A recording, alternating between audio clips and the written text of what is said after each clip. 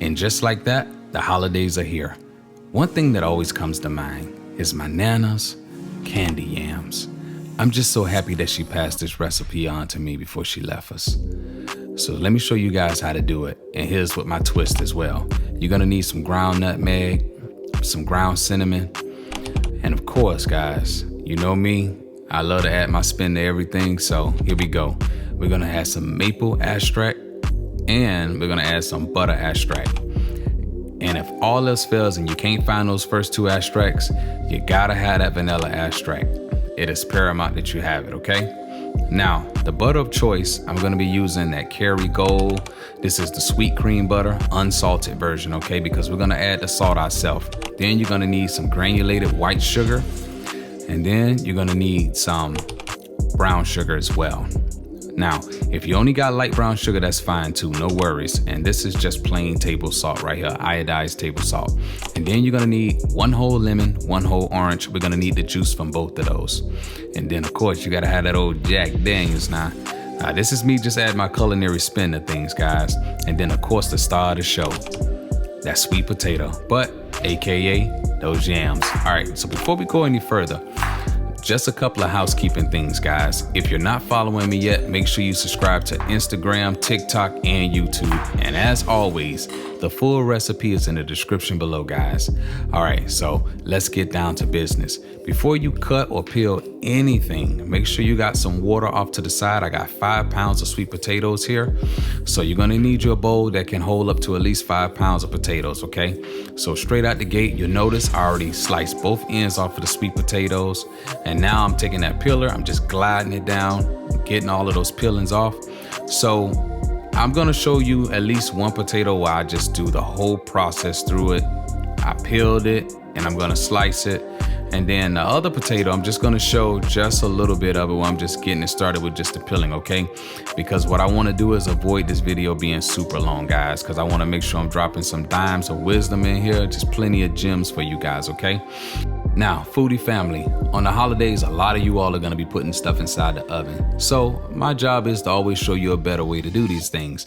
So for example, the sweet potatoes, we're gonna do these on top of the stove because you got enough stuff going in there with the turkey, the ham, and all that other kind of stuff that's going on. So now, the objective in this is to not only add value to your life, but give you also a way of doing things more efficiently, okay? So now, as you can see, I've already peeled one potato and I'm almost done with this potato. So now, going into the next step, you need to make sure you have a nice sharp knife. Notice how I'm saying that, you need to make sure.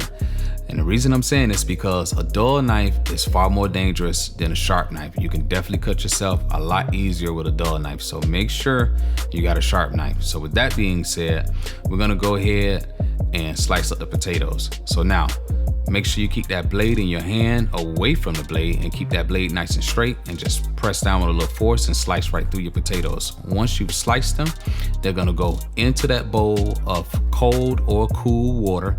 We're gonna help get some of the excess starch off it, as you can see. And then once you've done that part, then we can go ahead into making our sauce. So with that unsalted butter, I'm gonna go ahead and get that in there and start melt down that butter. And at this point, foodie family, you should be on medium heat. You don't want to rush this process.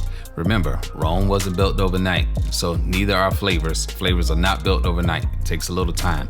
So now we're gonna go ahead and get our sugars in. We're gonna go ahead and start off with our brown sugar, and then we're gonna go ahead and hit it with the white sugar as well. And then we're gonna start adding our extracts. All right, so now once you get your sugar in, just go ahead and give that a little stir. Make sure it's all in there. Make sure everything is fully incorporated. And in this dish, one of the things I'm gonna do towards the end of this dish, I'm gonna add the cinnamon and the nutmeg at the end.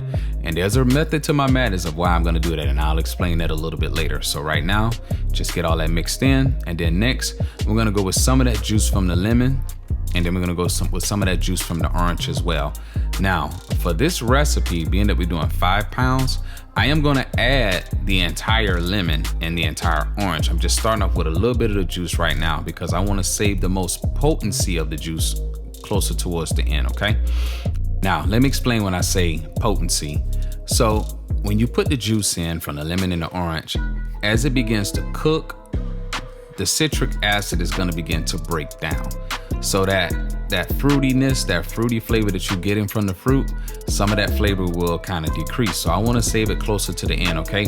And just so you guys know, if you want more flavor, that fruity flavor, feel free to add a little bit more orange or lemon juice to this, but within reason, foodie family. So now I'm just making sure all of my extracts are mixing in, making sure all my flavors are incorporating, taking my time, not rushing, because the goal and the objective in this, as always, guys, we're building flavors. So next, once you got everything mixed in, make sure that temperature does not exceed medium heat. Now, if your stove or whatever you're cooking on is not working too well, just try to imagine it and keep it at medium heat so you don't cook this too fast. And here go the star of the show, that old Jack Daniels now.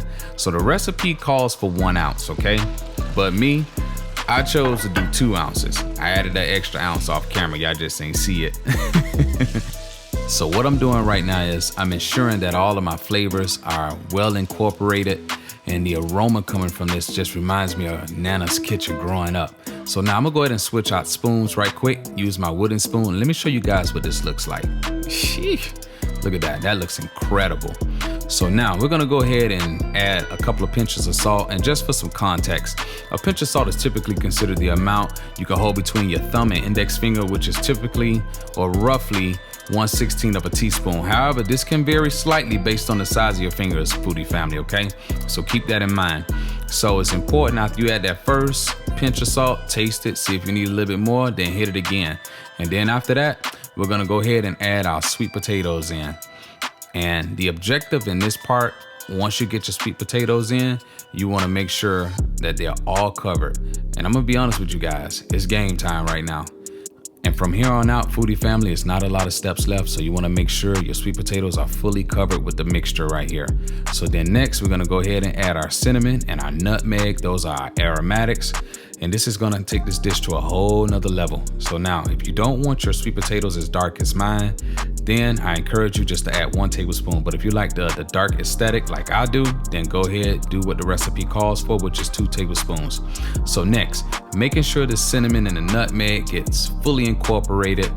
And then now, after you fully incorporate that, then we're gonna add the lid on there. Let these cook for about 10-15 minutes. Then we're gonna take the lid off, and then we're gonna add the remainder of our orange and our lemon juice. This is the portion I said I'm saving towards the end because I want that freshness of that fruit flavor at the end, okay? Feel free to add a little bit more, a little less if you want to. Just taste it as you go. So now you're gonna just wash, rinse, and repeat, making sure every 10-15 minutes, pop the lid back off, checking to make sure your potatoes not overcooked, but that they're done. And once your sauce is nice and thick like this, you coat the back of that spoon and your potatoes are tender, you ready to go. So let's go to the plate up. Foodie family, per your request, this recipe was made just for you guys with love. This is just a moment for my childhood memories of my Nana and how she used to do things early in the morning for Thanksgiving. So I just want to say a big happy holidays to you guys from yours truly, Cooking with Ray Bay. I love you much, and I hope you have a safe and wonderful Christmas and New Year's. And if you're looking for a special dish for the holidays, try my gumbo collard greens. See you in the next one, guys. Peace.